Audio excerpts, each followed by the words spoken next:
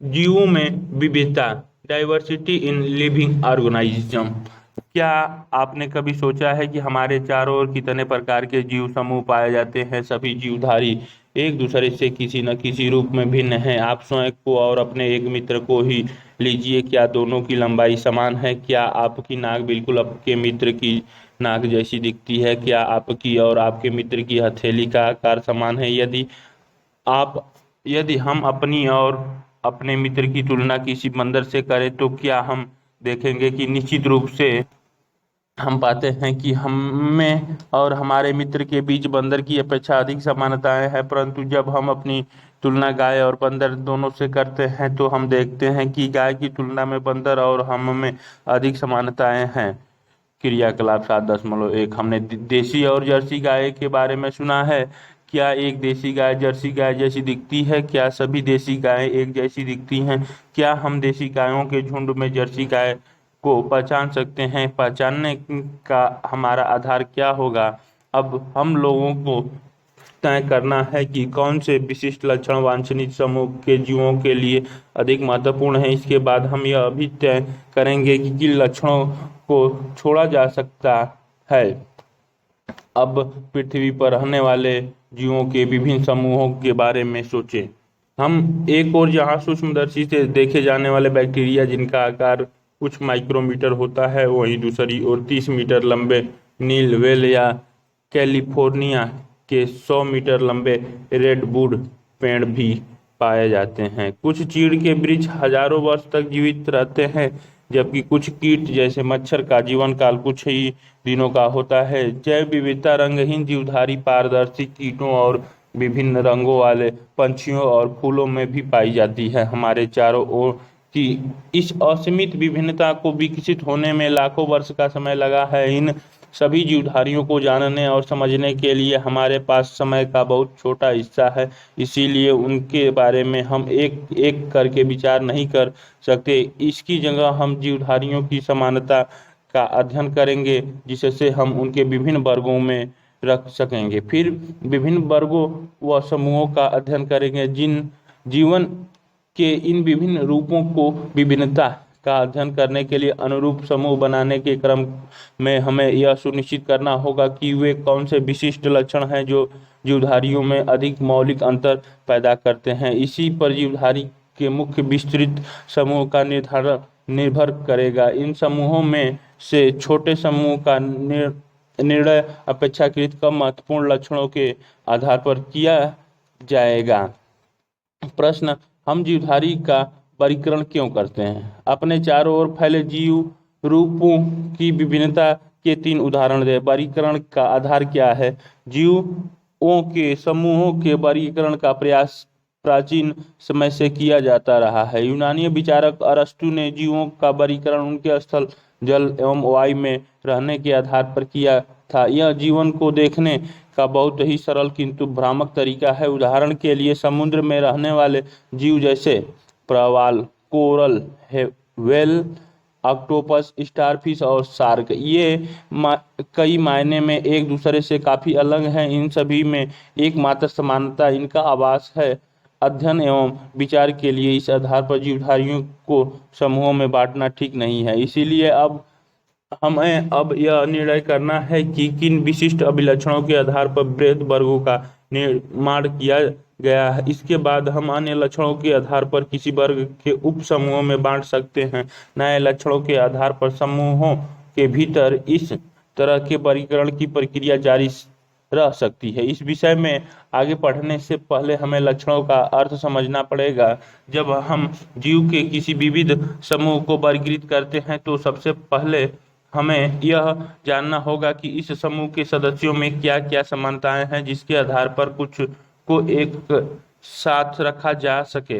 वास्तव में यही उनका लक्षण और व्यवहार होता है, या यह कह सकते हैं कि उन जीवों का रूप और कार्य होता है। जिस किसी जीव के लक्षण से तात्पर्य उस जीव का कोई विशिष्ट रूप या विशिष्ट कार्य है। उदाहरण के लिए हम में से ज्यादातर लोगों के एक हाथ में 5 उंगलियां होती हैं, जो एक लक्षण है। उसी तरह हमारे हमारे दौड़ने की क्षमता और बरगद के पेड़ के न दौड़ पाने की क्षमता भी एक लक्षण है। हम अब हम देखेंगे कि कुछ लक्षणों को कैसे अन्य की तुलना में ज्यादा मौलिक लक्षणों के रूप में वर्गीकृत किया जाता है। हम विचार करें कि एक पत्थर की दीवार कैसे बनती है। दीवार में प्रयोग में लगाए गए पत्थर विभिन्न आकार प्रकार के होते हैं।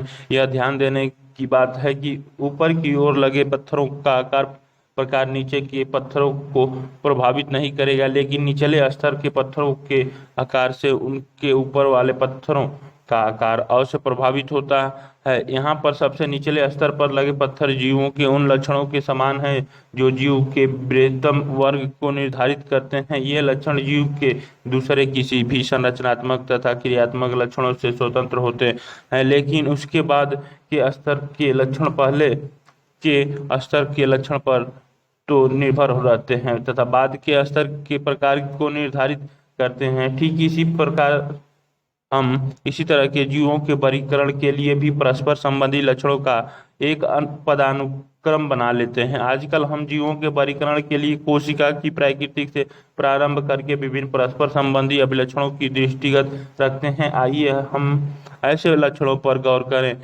एक यूकैरियोटिक कोशिका में केंद्रक समेत कुछ झिल्ली से घिरे कोशिकांग होते हैं, जिसके कारण कोशिकीय क्रिया अलग अलग कोशिकाओं में दक्षता पूर्वक होती रहती है। यही कारण है कि जिन कोशिकाओं में झिल्ली युक्त कोशिकांग और केंद्रक नहीं होते, उनकी जैव रासायनिक प्रक्रिया भिन्न होती है।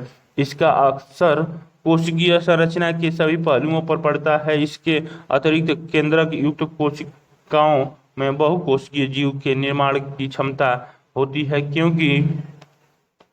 क्योंकि किसी खास कार्य के लिए विशिष्ट कृत हो सकते हैं। इसीलिए केंद्रक वर्गीकरण का आधारभूत लक्षण हो सकता है। प्रश्न उठता है कि क्या कोशिकाएं अकेले पाई जाती हैं या फिर एक साथ समूहों में पाई जाती हैं या अविभाज्य समूह में मिलती हैं।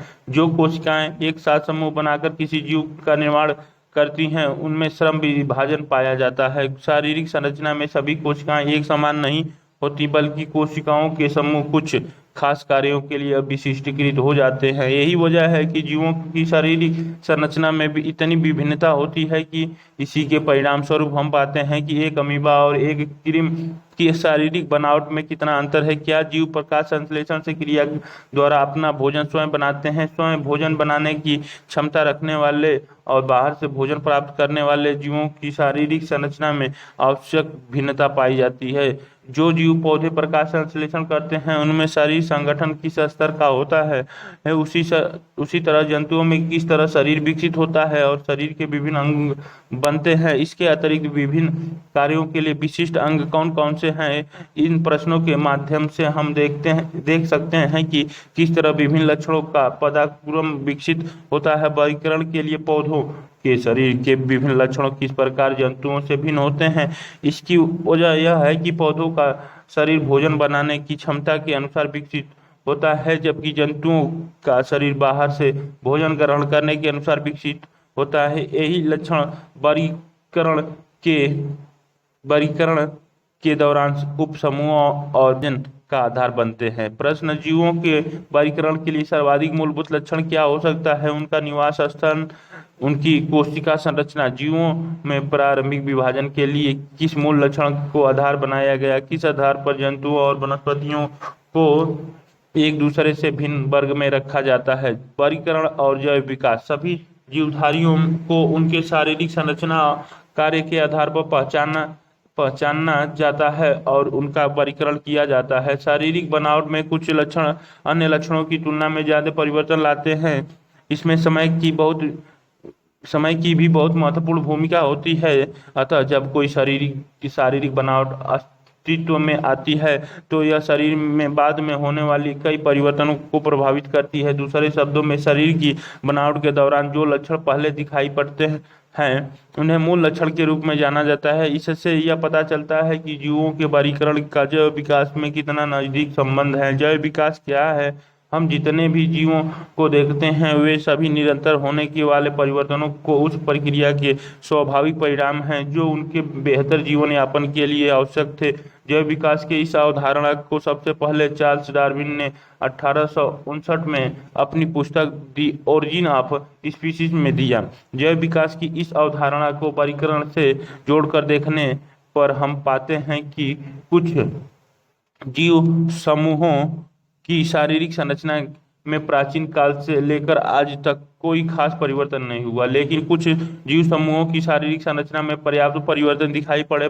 पहले प्रकार के जीवों को आदिम अथवा निम्न जीव कहते हैं, जबकि दूसरे प्रकार के जीवों को उन्नत अथवा उच्च जीव कहते हैं।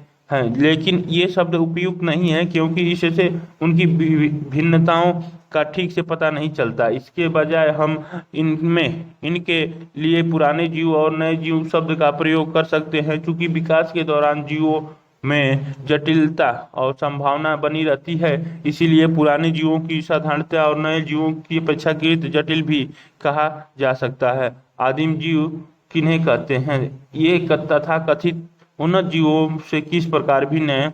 क्या उन्नत जीव और जटिल जीव एक होते हैं? वर्गीकरण समूह की पदानुक्रमित संरचना।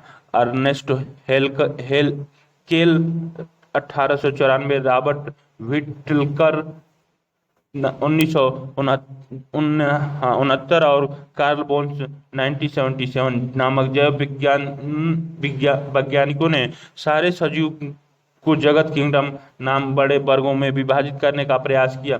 व्हिटकर द्वारा प्रस्तावित वर्गीकरण में 5 जगत हैं: मोनेरा, प्रोटिस्टा, फंजाई, प्लांटी और एनिमेलिया।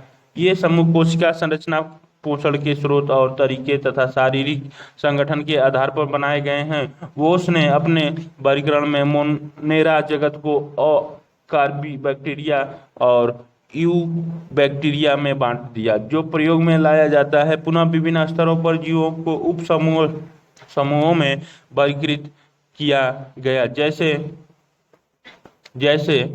जैव विविधता से तात्पर्य विभिन्न जीव रूपों में पाई जाने वाली विविधता से है। यह शब्द किसी विशेष क्षेत्र से पाए जाने वाले विभिन्न जीव रूपों की ओर इंगित करता है।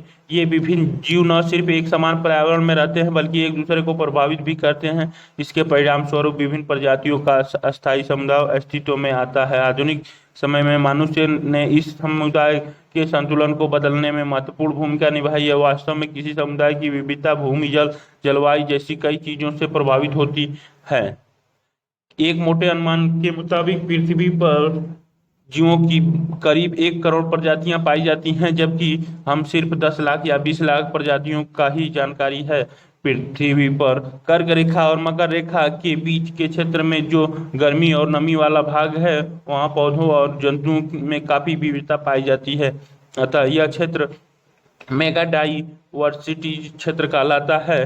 पृथ्वी पर जैव विविधता के आधे से ज्यादा भाग कुछ के देशों जैसे Brazil, Colombia, Ecuador, Peru, Mexico, Zaire, Madagascar, Australia, चीन, भारत, इंडोनेशिया और मलेशिया में केंद्रित है। जगत किंगडम, फाइलम, जंतु, डिवीजन, पादप, वर्ग, क्लास, गण, आर्डर, कुल, फैमिली, वंश, जीन्स और जाति, स्पीशीज। इसी प्रकार वर्गीकरण के पदानुक्रम में जीवों को विभिन्न लक्षणों के आधार पर छोटे से छोटे समूहों में बांटते हुए वर्गीकरण का आधारभूत इकाई तक पहुंचते हैं। वर्गीकरण का आधारभूत इकाई स्पीशीज है। अतः किन जीवों में को हम एक जाति के जीव कहेंगे? एक ही जाति के जीवों को बाह्य रूप से काफी समानताएं होती हैं तथा वे जनन कर सकते हैं।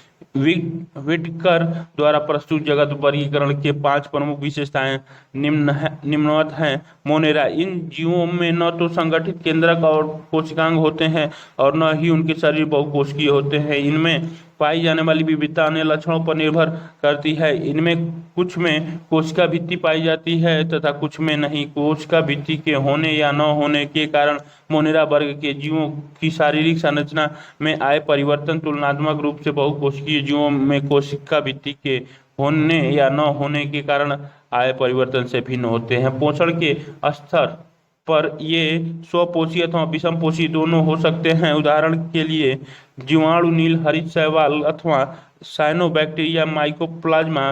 कुछ उदाहरण चित्र 7.1 में दिखाया गया है। बैक्टीरिया स्थिर बीजाणु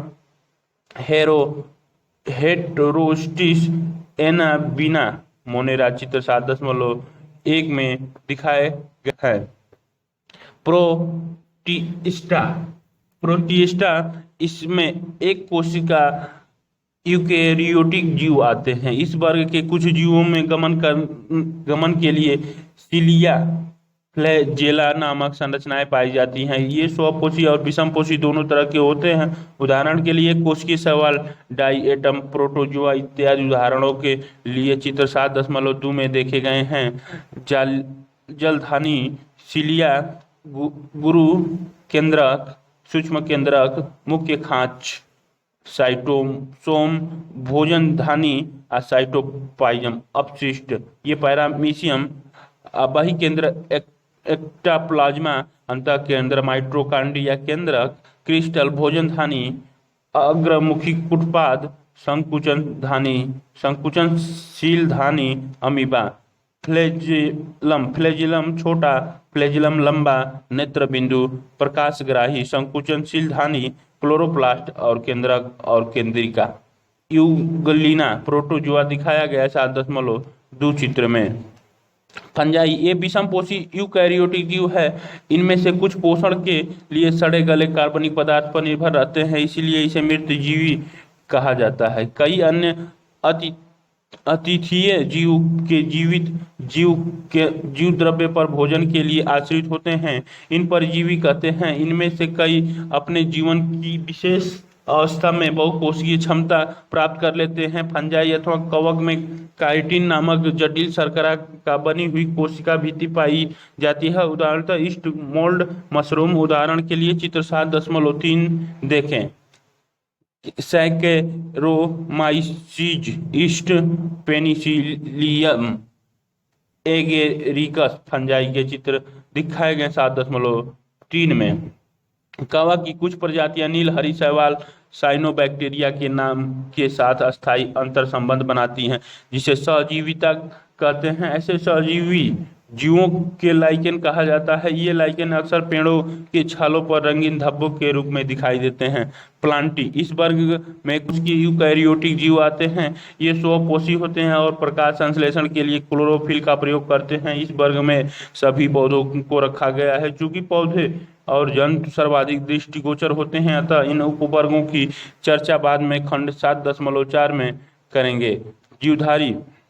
जीवधारी में प्रोकैरियोटिक, यूकैरियोटिक में एक कोशिकीय और बहुकोशिकीय। एक कोशिकीय में प्रोटिस्टा, बहुकोशिकीय में कोशिका भित्ति रहित और कोशिका भित्ति सहित। कोशिका भित्ति रहित में एनीमेलिया, कोशिका भित्ति रहित सहित में प्रकाश संश्लेषण नहीं करने वाले फंजाई, प्रकाश संश्लेषण करने वाले प्लांटी। 5 जगत वर्गीकरण किया गया। एनीमेलिया इस वर्ग में ऐसे सभी बहुकोशिकीय यूकैरियोटिक जीव आते हैं जिनमें बहुकोशिका भित्ति नहीं पाई जाती। इस वर्ग के जीव विषमपोषी होते हैं। इस उपवर्ग की चर्चा हम बाद में खंड 7.5 में करेंगे। प्रश्न, मोनेरा अथवा प्रोटिस्टा जैसे जीवों के वर्गीकरण के मापदंड क्या है? प्रकाश संश्लेषण करने वाले एक कोशिकीय यूकैरियोटिक जीव को आप किस जगत में रखेंगे? वर्गीकरण के विभिन्न पदानुक्रमों में किस समूह में सर्वाधिक समान लक्षण वाले सबसे कम जीव और किस समूह में सबसे ज्यादा संख्या में जीवों की संख्या रखा जाएगा? प्लांटी पौधे में सर्वप्रथम स्तर का वर्गीकरण इन तथ्यों के आधार पर आधारित है कि पादप शरीर के प्रमुख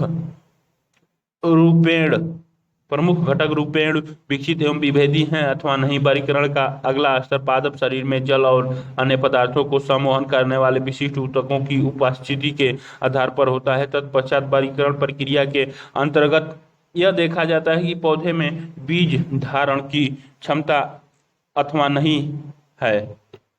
यदि बीज धारण की क्षमता तो बीज फल के अंदर विकसित है अथवा नहीं। थैलोफाइटा इन पौधों की शारीरिक संरचना में विभेदीकरण नहीं पाया जाता।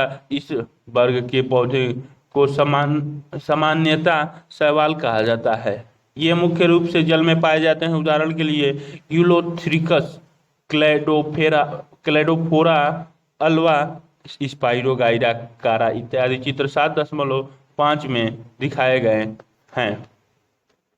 यूलोथ्रिकस क्लेडोफोरा कोश के क्लोरोप्लास्ट, पाइरिनाइड केंद्रक और जीव द्रव्य।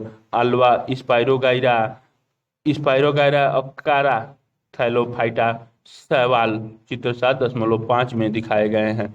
ब्रायोफाइटा इस वर्ग के पौधों को जगत वर्ग का उभयचर कहा जाता है। यह पादप, तना और पत्ती जैसी संरचना में विभाजित होता है।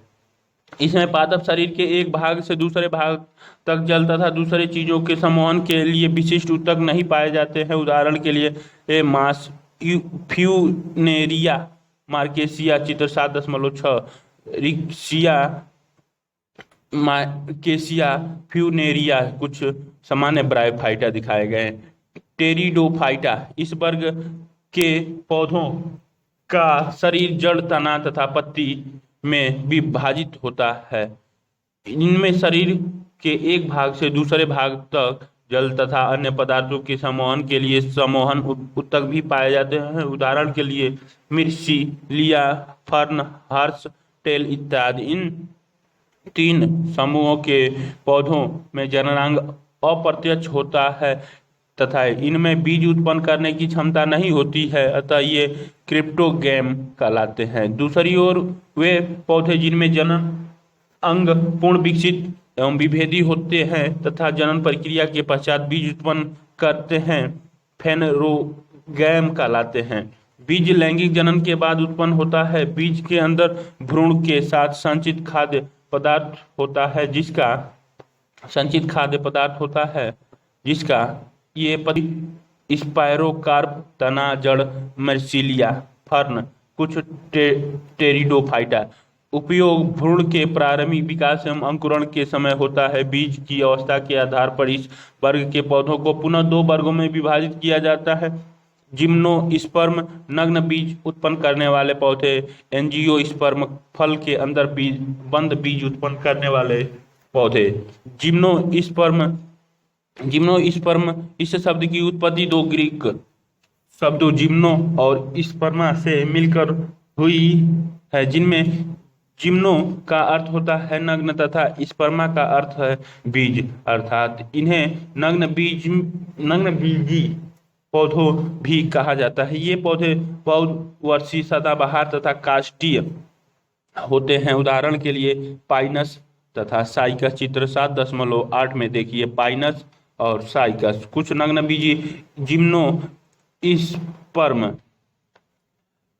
एंजियोस्पर्म यह 2 ग्रीक शब्द एंजियो और स्पर्म से मिलकर बना है। एंजियो का अर्थ है ढका हुआ और स्पर्म का अर्थ है बीज। इन्हें पुष्पीय पादप भी कहा जाता है, अर्थात इन पौधों के बीज फलों के अंदर ढके होते हैं। इन बीजों का विकास अंडाशय के अंदर होता है, जो बाद में फल बन जाता है।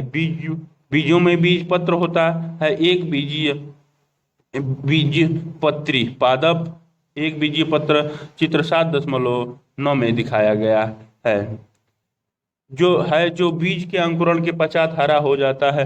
बीज पत्रों की संख्या के आधार पर एंजियोस्पर्म वर्ग को 2 वर्गों में बांटा गया। एक बीज पत्र वाले पौधे और एक बीजीय पत्र और 2 बीजीय पत्र वाले पौधों को द्विबीजीय पत्र कहा जाता है। चित्र 7.9 और 7.10 देखिए। पौधों के वर्गीकरण का आलेख चित्र 7.11 में दर्शाया गया है।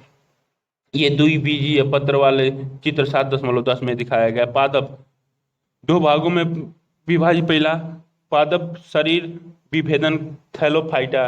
विभेदित पादप शरीर बिना संवहनी ऊतक के ब्रायोफाइटा। संवहनी ऊतक में बीज रहित और बीज उत्पादित करने वाले फेरेनोगैम और बीज रहित में टेरिडोफाइटा। बीज उत्पादन करने वाले फेरेनोगैम में नग्न बीज, फलों में बंद बीज वाले। अब नग्न बीज में जिम्नोस्पर्म और फलों में बंद बीज वाले एंजियोस्पर्म। एंजियोस्पर्म में 2 बीज पत्र वाले बीज द्विबीजपत्री एक बीज वाले बीज बीजपत्री कहलाते हैं। पादप का वर्गीकरण चित्र 7.11 में दिखाया गया है। क्रियाकलाप 7.2 भिगोए हुए चना गेहूं के भीगे हुए बीज वाले अवशोषण के कारण नरम हो जाते हैं। इन बीजों को दो भागों में बांटने का प्रयास कीजिए। क्या इनमें सभी के बीज फटकर दो बराबर भागों में बढ़ जाते हैं? जिन बीजों में दो दालें दिखाई देती हैं वे द्विबीजपत्री हैं। जो नहीं फूटते और दालें नहीं दिखाई देती हैं वे एक बीजपत्री कहलाते हैं। अब इन्हीं पौधों की जड़ें, पत्तियों और फूलों को देखें। क्या ये जड़ मूसला या फिर रेशेदार हैं? ये पत्तियों में समांतर तथा जालिकावत शिरा विन्यास है। इन पौधों के फूलों में कितना पंखुड़ियां हैं? क्या आप इस एक बीजीय पत्री द्विबीजपत्री पौधों के और अधिक लक्षण अपने अवलोकन के आधार पर लिख सकते हैं? प्रश्न, सरलतम पौधों का किस वर्ग में रखा गया है? टेरिडोफाइटा और फेरेनोगैम में क्या अंतर है? जिम्नोस्पर्म और एंजियोस्पर्म में एक दूसरे से किस प्रकार भिन्न है? एनिमेलिया इस वर्ग में यूकैरियोटिक बहुकोषीय और विषमकोषीय जीवों को रखा गया है। इनकी कोशिकाओं में कोशिका भित्ति नहीं पाई जाती। अधिकतर जंतु चलायमान होते हैं। शारीरिक संरचना एवं विभेदीकरण के आधार पर इनको आगे वर्गीकरण किया गया है। पेरीफेरा पोरीफेरा का अर्थ है छिद्र युक्त जीवधारी। ये अचल जीव हैं जो कि किसी आधार से चिपके रहते हैं। ये अचल जीव हैं जो किसी आधार से चिपके रहते हैं। पूरे शरीर में अनेक छिद्र पाए जाते हैं। ये छिद्र शरीर में उपस्थित नाल प्रणाली से जुड़े होते हैं जिसके माध्यम से शरीर में जल, ऑक्सीजन और भोज्य पदार्थ की संचरण होता है। इनका शरीर कठोर आवरण अथवा बाह्य कंकाल से ढका होता है। इनकी शारीरिक संरचना अत्यंत सरल होती है जिनके ऊतक में का विभेद स्पंज के नाम से जाना जाता है जो बहुधा समुद्री आवास में पाए जाते हैं। उदाहरण के लिए साइकन, यूप्लेक्टेला, स्पांजिला इत्यादि। कुछ उदाहरण 7.12 में दर्शाया गया है। यूप्लेक्टेला, साइकन, स्पांजिला पोरीफेरा के ग्रुप हैं।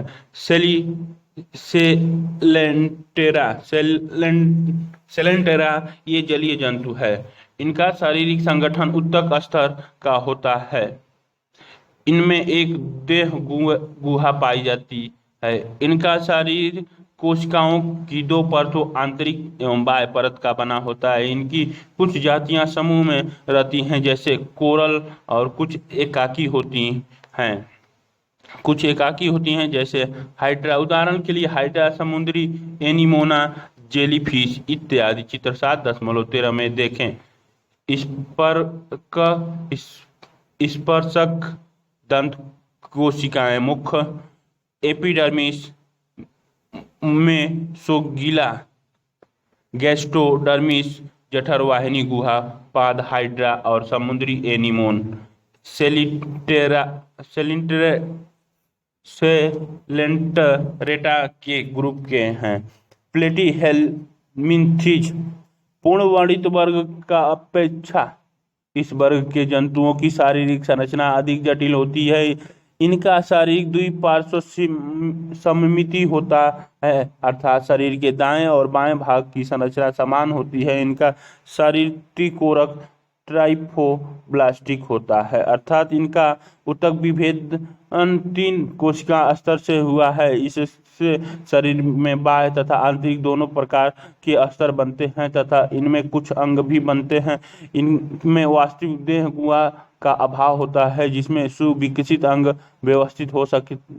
इनका शरीर पृष्ठधारी एवं चपटा होता है इसीलिए इन्हें चपटे कृमि भी कहा जाता है। इनमें प्लेनेरिया जैसे कुछ स्वच्छंद जंतु तथा लीवर फ्लू जैसे परजीवी हैं। उदाहरण के लिए चित्र 7.14 देखें। चित्र 7.14 में आँख, सखित जठर, संवहनी गुहा, फेरिंग्स और मुख दिखाया गया है। एसिटेम्बुलम जो लीवर फ्लू में दिखाया है, पहला वाला प्लेनेरिया है।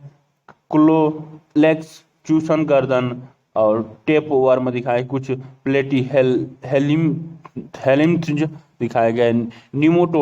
निमेटेडा भी एक त्रिकोरक जंतु है तथा इनमें भी द्विपार्श्व सममिति पाई जाती है, लेकिन इनका शरीर चपटा न होकर बेलनाकार होता है। इनके देहगुआ को कूटसीलोम कहते हैं। इसमें उत्तक पाए जाते हैं परंतु अंग तंत्र पूर्ण विकसित नहीं होते। इनकी शारीरिक संरचना भी त्रिकोणिक होती है। ये अधिकांशतः परजीवी होते हैं। परजीवी के तौर पर ये दूसरे जंतुओं में रोग उत्पन्न करते हैं। उदाहरण के लिए गोल cream, filaria cream, pin cream इत्यादि कुछ उदाहरण चित्र 7.15 में दिखाया गया है। मादा में और नर में एक्सकेरिस और वेचूरिया, कुछ निमोटोडा हेलिथिम्ज के उदाहरण चित्र में दिखाए गए हैं। एनीलिडा ऐसे जंतु द्विपार्श्वीय सममिति एवं त्रिकोणीय होते हैं। इनमें वास्तविक देहगुआ भी पाई जाती है, इससे वास्तविक अंग शारीरिक संरचना में निहित रहते हैं, अतः अंगों में व्यापक भिन्नता होती है। यह भिन्नता इनके शरीर के सिर से पूंछ तक के बाद एक खंडित रूप में उपस्थित होती है। यह जलीय एनीलिड अलवण एवं लवणीय जल दोनों में पाए जाते हैं। इनमें संवहन, पाचन, उत्सर्जन और तंत्रिका तंत्र पाए जाते हैं। ये जलीय और स्थलीय दोनों होते हैं। उदाहरण के लिए केंचुआ, नेरीस, जोक इत्यादि चित्र 7.16 में स्पर्शक, पेल्प, पार्श्वपाद जनन, पेपिला, गुदा। जोक हो गई, केंचुआ हो गया, नेरीस हो गया। इन कुछ एनीलिड जंतु हैं। आर्थ्रोपोडा यह जंतु जगत का सबसे बड़ा संघ है। इनमें द्विपार्श्व समिति पाई जाती है और शरीर खंडयुक्त होता है। इनमें खुली परिसंचरण तंत्र पाया जाता है तथा रुधिर वाहिकाओं में नहीं बहता। देह गुहा रक्त से भरी होती है। इनमें जुड़े हुए पैर पाए जाते हैं। कुछ सामान्य उदाहरण हैं झींगा हो गया, तितली, मक्खी की मकड़ी, बिच्छू, केकड़ इत्यादि चित्र 7.17 देखें। पहली मान जिसे झींगा, फेलेनिमियस बिच्छू, एरेनिया मकड़ी ये चित्र में दिखाए गए हैं। चित्र और भी है आपके, पेरीप्लेनेटिना जिसे तिलचट्टा, मस्का घरेलू मक्खी, तितली हो गया, स्क्लोपेंडा सतपाद कुछ आर्थ्रोपोडा जंतु दिखाए गए हैं। मोलास्का, इनमें भी द्विपार्श्व सममिति पाई जाती है। इनकी देहगुआ बहुत कम होती है तथा शरीर में थोड़ा विखंडन होता है। अधिकांश मोलास्का जंतु में कवच पाया जाता है। इनमें खुली संवहनी तंत्र तथा उत्सर्जक के लिए गुर्दे जैसे संरचना पाई जाती है। उदाहरण के लिए घोंघा, सीप इत्यादि चित्र 7.18 देखें। काइटन, ऑक्टोपस, घोंघा, यूनिया कुछ मोलस्का जंतु हैं। इक्वानोडर्मेटा, ग्रीक में इक्कानास का अर्थ है जाहक, हेजहाग तथा डार्मा का अर्थ है त्वचा। अतः इन जंतुओं की त्वचा कांटों से आच्छादित होती है। ये मुक्त जीवी समुद्री जंतु हैं। ये देह गुहा त्रिकोणीय जंतु हैं। इनमें विशिष्ट जल संवहन नाल तंत्र पाया जाता है जो उनके चलन में सहायक है। इनमें कैल्शियम कार्बोनेट का कंकाल और कांटे पाए जाते हैं। उदाहरण के लिए स्टारफिश, समुद्री अर्चिन इत्यादि चित्र 17.19 देखें। ये एंडेडान, पंखतारा, होलोथुरिया, समुद्री खीरा, इकाइनस, समुद्री अर्चिन, एस्टीरियस तारा मछली, स्टारफिश कुछ इकाइनोडर्मस जंतु हैं। प्रोटोकार्डेटा ये द्विपार्श्वीय सममिति त्रिकोणीय एवं देहगुहा युक्त जंतु हैं। इनके अतिरिक्त ये शारीरिक संरचना के कुछ नए लक्षण दर्शाते हैं जैसे कि नोटोकार्ड, ये नए लक्षण इनके जीवन के कुछ अवस्थाओं में निश्चित रूप से उपस्थित होते हैं। नोटोकॉर्ड छड़ की तरह एक लंबी संरचना है जो जंतु के पृष्ठभाग पर पाई जाती है। यह तंत्रिका ऊतक को आहार नाल से अलग करती है। सूंड, कालरक, कॉलर, ब्रेकियल क्षेत्र, क्लोम छिद्र, पृष्ठीय जनन पंख, मध्य पृष्ठ उभरा, यकृत सिका, यकृत क्षेत्र, पश्च यकृत क्षेत्र और गुदा। एक प्रोटोकार्डेट यानी ब्लैग्नाग्लोसस चित्र में दिखाए गए हैं। ब्लैग्नाग्लोसस करती हैं ये का स्थान भी प्रदान करती हैं जिससे चलने में आसानी हो। प्रोटोकार्डेटेड जंतु में जीवन की सभी अवस्थाओं में नोटोकार्ड नहीं उपस्थित रह सकता। ये समुद्री जंतु हैं, उदाहरण के लिए ब्लोनाग्लेसस, हार्डमेनिया, एम्फियोक्सस इत्यादि। चित्र 7.20 देखें।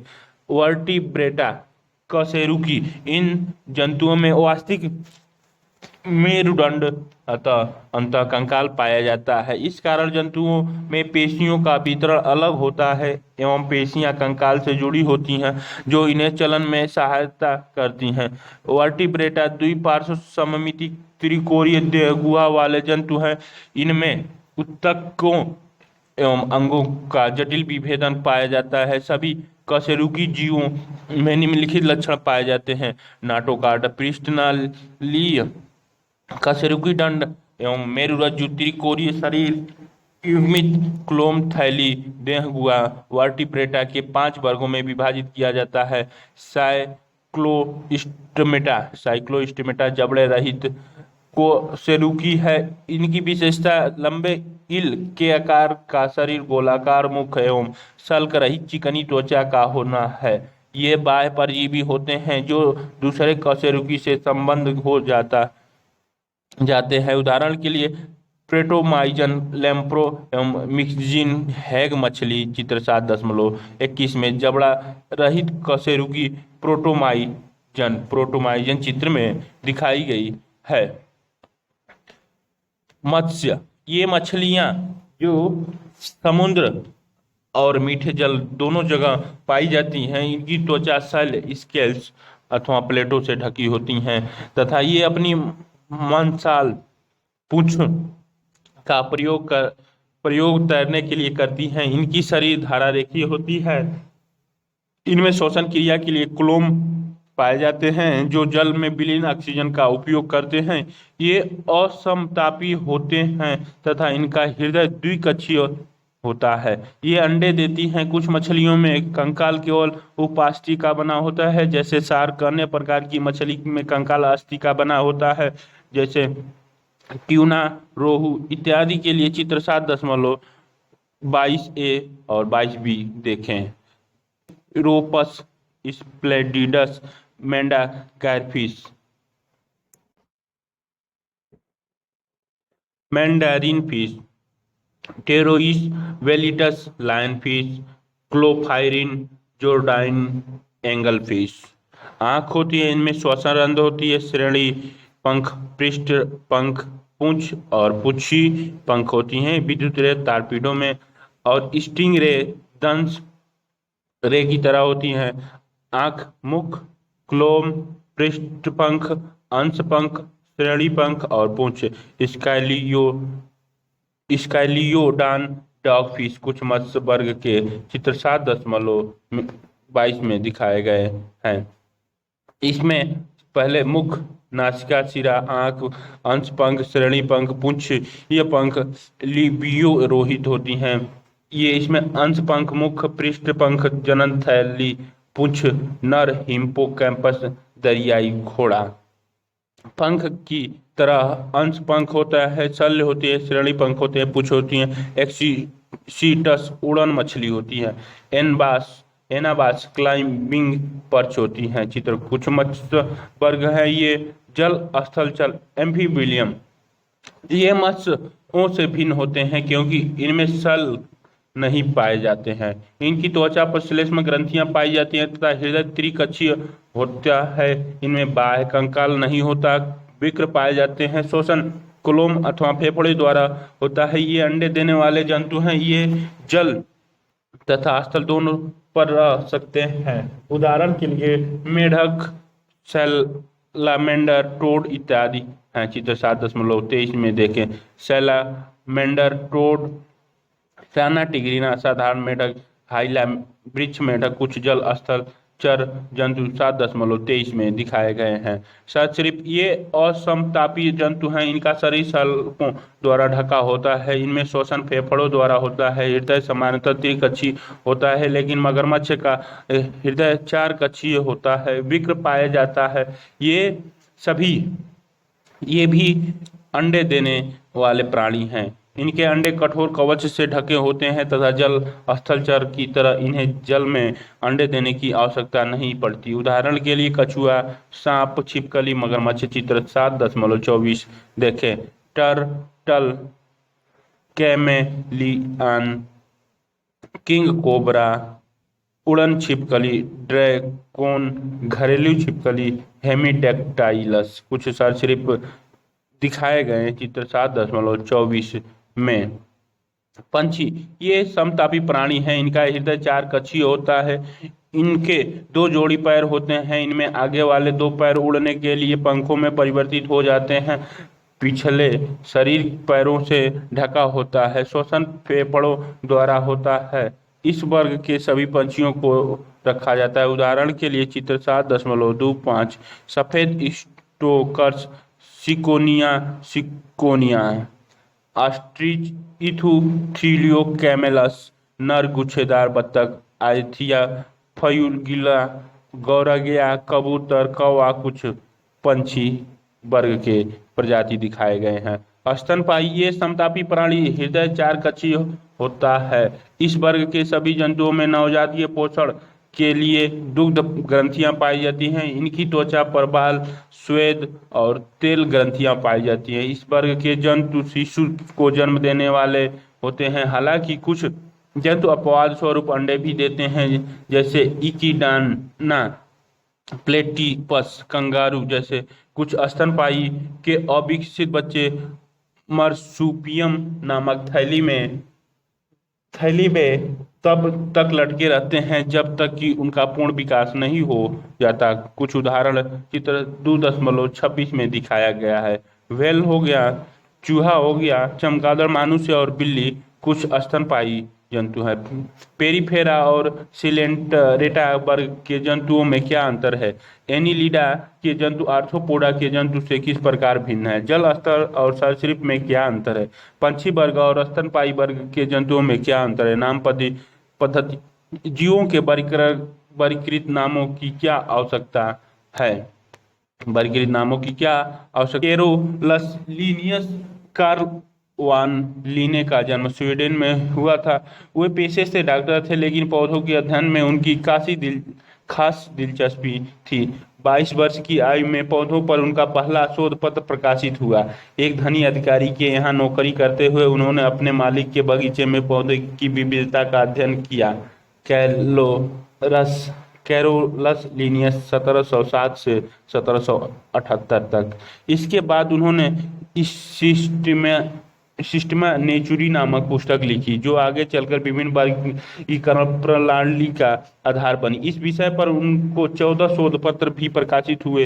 उनके द्वारा दी गई वर्गीकरण प्रणाली में पौधों को सरल क्रम में इस प्रकार व्यवस्थित किया जा सकता है जिसके अनुसार पहचान हो सके। क्रियाकलाप 7.3 निम्नलिखित जंतुओं में पौधों के नाम जितनी भाषाओं में संभव हो सके आप बताइए। चीता, मोर, चींटी, नीम, कमल, आलू। इन सभी नामों के भिन्न भिन्न भाषाओं में अलग अलग दिए गए हैं। इसीलिए जब कोई एक भाषा में जीव की बात कर रहा हो तो हो सकता है कि दूसरी भाषा जानने वाला समझ ही न पाए। इसी समस्या का हल वैज्ञानिकों ने सभी जीवों को एक ही वैज्ञानिक नाम देकर उसी प्रकार हल किया, जैसे विभिन्न रासायनिक तत्वों को संकेत में निरूपित करके किया गया। इसी प्रकार किसी जीव का केवल एक ही वैज्ञानिक नाम होता है और पूरे संसार में वह उसी नाम से जाना जाता है। नाम पद्धति के लिए हम जिस वैज्ञानिक पद्धति का प्रयोग करते हैं वह सबसे पहले केरोलस लीनियस द्वारा 18वीं शताब्दी में शुरू की गई। वैज्ञानिक वैज्ञानिक ने प्राणी कोशिकीय स्तर की संरचना उत्तर स्तर की संरचना में विभाजित किए। उसमें पेरिफेरम विभाजित किया और उत्तर स्तर की संरचना में बाह्य त्वचा जठर त्वचा के बीच कोई देह गुहा नहीं। इसमें सेरिटरेटा और प्लेटी हेलमिन्थीज थे। देह कूट देह गुहाधारी में निमोटोड था और देह गुहाधारी में भ्रूण के विकास के समय कोशिका से मेसोडर्म की कोशिका का विकास हुआ। इसमें एनिलिडा मोलास्का आर्थ्रोपोडा मिले। अंत स्तर की थैली में देह गुहा का बनना नोटोकार्ड विहीन और नोटोकार्ड युक्त थे। नोटोकार्ड विहीन में इक्वा नोटोमेटा मिला और नोटोकार्ड युक्त में कार्डेटा मिला। कार्डेटा को लार्वा में अवशोषित करके नोटोकार्ड की उपस्थिति में प्रोटोकार्ड मिला और वयस्क में मेरुदंड द्वारा नोटोकार्ड का प्रतिस्थापन कशेरुकी में विभाजन हुआ। इसमें प्रोटोकार्ड मिला था लार्वा के अवशोषित नोटोकार्ड की उपस्थिति में। इसमें जबड़ा रहित ईल के आकार का गोलाकार मुख सल रहित चिकनी त्वचा साइक्लोस्टोमेटा में मिला। सल्क का बाह्य कंकाल अस्थि उपास्थि का अंत कंकाल क्लोम द्वारा शोषण मत्स्य में मिला। लार्वा में क्लोम अधिकतर, वयस्क में फेफड़े श्लेष्मा युक्त त्वचा जल स्थलचर मिले। सल्क का बाह्य कंकाल जल के बाहर अंडे देना सरीसृप होती है। पंखों का बाह्य कंकाल जल के बाहर अंडे देना उड़ने की क्षमता पंछी में होती है। बाल का बाह्य कंकाल बाह्य कर्ण अधिकतर शिशु को जन्म देने वाले स्तनपायी में होती है। जंतुओं का वर्गीकरण इस प्रकार किया गया। नाम पद्धति प्रणाली जीवों की एक दूसरे में पाई जाने वाली और असमानता पर निर्भर करती है। हालांकि नाम पद्धति में हम जीव के वर्गीकरण के सभी पदानुक्रम को ध्यान में नहीं रखते, बल्कि केवल जीनस एवं स्पीशीज का ही ध्यान रखा जाता है। नाम पद्धति के लिए दुनिया भर में कुछ विशेष बातें पर विचार किया जाता है, जैसे जीनस का नाम अंग्रेजी के बड़े अक्षर से शुरू होना चाहिए, प्रजाति का नाम छोटे अक्षर से शुरू होना चाहिए, छपे हुए रूप में वैज्ञानिक का नाम इटैलिक से लिखे जाते हैं। जब इन्हें हाथों से लिखा जाता है तो जीनस और स्पीशीज दोनों को अलग अलग रेखांकित किया जाता है। क्रियाकलाप 7.4 की नींव 5 जंतु और पौधों के वैज्ञानिक नाम और पता लगाइए कि इनके वैज्ञानिक नामों और सामान्य नामों में क्या समानता है। क्या आपने सीखा? वर्गीकरण जीवों के विविधता को स्पष्ट करने में सहायक होता है। जीवों को 5 जगत में वर्गीकृत करने के लिए निम्न विशेषताओं को ध्यान में रखा जाता है। कोशिकीय संरचना, प्रोकैरियोटिक अथवा यूकैरियोटिक। जीव का शरीर एक कोशिकीय अथवा बहुकोशिकीय है। बहुकोशिकीय जीवों की संरचना जटिल होती है। कोशिका भित्ति की उपस्थिति तथा स्वपोषण की क्षमता। उपरोक्त आधार पर सभी जीवों को 5 जगत में बांटा गया। मोनेरा, प्रोटिस्टिक, कवक, फंजाई, प्लांटी और एनिमेलिया। जीवों का वर्गीकरण उनके विकास से संबंध है। प्लांटी और एनिमेलिया को उनके क्रमिक शरीर जटिलता के आधार पर वर्गीकृत किया गया। पौधों को 5 वर्गों में बांटा गया। शैवाल, ब्रायोफाइटा, टेरिडोफाइटा और जिम्नोस्पर्म, एंजियोस्पर्म। जंतु के 10 फाइलम में बांटा गया। पेरिफेरा, सेलिटरेटा, प्लेटीहेलमिन्थीज और निमोटोडा, एनीलिडा, आर्थ्रोपोडा, मोलास्का, इक्वानोडोटर्म्स, प्रोटोकार्डोटस और कार्डेटस। द्विपद नाम पद्धति जीवों का सही पहचान में सहायता करता है। द्विपद नाम पद्धति का पहला नाम जीन्स और दूसरा नाम स्पीशीज का होता है।